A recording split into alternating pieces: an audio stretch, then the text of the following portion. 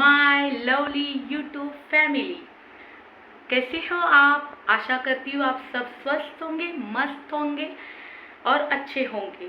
तो आज मैं आपको हमारी अधूरी कहानी का पार्ट 3 प्रस्तुत करने जा रही हूँ। आशा करती हूँ आपको पार्ट 1, पार्ट 2 एंड पार्ट 3 भी बहुत ही अच्छा लगेगा। तो लेट्स गो। तो मनीष जी की मम्मी और मित्तल जी, उन दोनों का बॉन्डिंग इतना अच्छा था कि जैसे लगता ही नहीं था कि वो दोनों सास बहू ही हैं। ऐसे लगता था कि ये दोनों माँ बेटी है। मनीष जी की मम्मी मित्तल जी का बहुत ख्याल रखती थी। कोई बोल ही नहीं सकता है कि वो उनकी बहू थी। हर रोज़ उनको ड्राई फ्रूट्स खिलाना, उनकी केयर करना, हर वो चीज़ जो माँ अपनी बेटी के लिए करती है वैसे ही सेम मनीष जी की मम्मी मित्तल जी के लिए करती थी। और ऐसे करते करते गाइस फाइनली वो दिन आ ही गया। मित्तल जी को हॉस्पिटल लेके गए घर वाले और मित्तल जी का सीज़र हुआ और फाइनली उनके घर में माता लक्ष्मी का आगमन हो गया। दोनों घर में खुशी का जैसे माहौल बन गया था गाइस। इतना खुशी भरा माहौल हो गया था। मनीष जी ने बहुत धूमधाम से अपने माता लक्ष्मी का वेलकम किया और उन दोनों ने उनके बेटी का नाम रखा यशवी। यशवी इतना प्यारा नाम उन दोनों ने रखा कि पूछो ही मत गाइस। जैसे उनके घर में इतना सारा यशवी के आने से खुशियाँ आई कि मतलब दिन कैसे जाता था और रात कैसी होती थी वो उन्हें ही पता नहीं चलता था गाइस। एक दिन ऐसा हुआ गाइस, मित्तल बोली मनीष को कि मनीष, मैं खाना बनाने के लिए किचन में जा रही हूँ, तुम यशवी का ख्याल रखना। मनीष बोले ओके, मैं उसका ख्याल रखूँगा। मित्तल जी किचन की ओर चली गई। थोड़े ही देर में मनीष जी का इम्पोर्टेंट कॉल आया।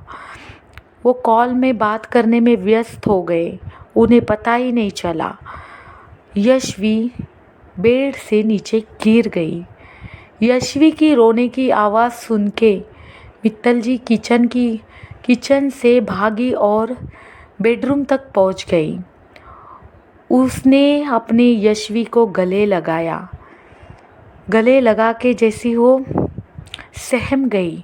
उसके बाद यशवी को शांत करने के बाद उसका गुस्सा जैसे 7वें आसमान पे था। उसने मनीष जी का लैपटॉप तोड़ दिया। लैपटॉप के चितड़े चितड़े उड़ गए और वो बोली, मनीष, तुम होते हुए ऐसा कैसे हो सकता है? हमारी बेटी नीचे गिर गई।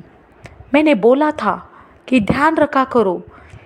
मनीष जी उसको सॉरी सॉरी सॉरी माफ़ करना बोलते बोलते थक नहीं गए, पर मित्तल जी का गुस्सा थमने का कोई नाम ही नहीं ले रहा था।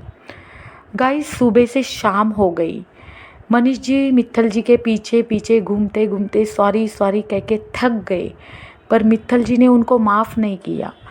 वो बोली, मैं कभी भी तुमसे कुछ नहीं बोलती हूँ, आपको तो मालूम है, पर इतने सालों के बाद हमारे लाइफ में इतनी सारी खुशियाँ आई है, उसे मैं समेटना चाहती हूँ।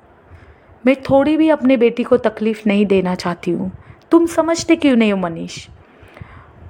फिर फाइनली दूसरे दिन मित्तल जी का गुस्सा शांत हो गया। फाइनली उन दोनों में बातचीत होने लगी और वापस से जैसे रूटीन था वैसे होने लगा। हमारी अधूरी कहानी पार्ट 3 गाइस आपको कृपया करके अच्छे से वॉच करके कमेंट करके बताने के लिए शुक्रिया। Thank you so much guys, my lovely YouTube family. तो जल्दी से जल्दी हमारी अधूरी कहानी का पार्ट 4 आएगा। बहुत ही इंटरेस्टिंग कहानी है। जैसे ही आपने पार्ट 1, पार्ट 2 एंड पार्ट 3 को सपोर्ट किया है, वैसे ही आप पार्ट 4 भी बहुत जल्दी आपके सामने मैं प्रस्तुत करने वाली हूँ। आशा करती हूँ आप ऐसे आशीर्वाद और प्यार देते रहिएगा। Thank you so much.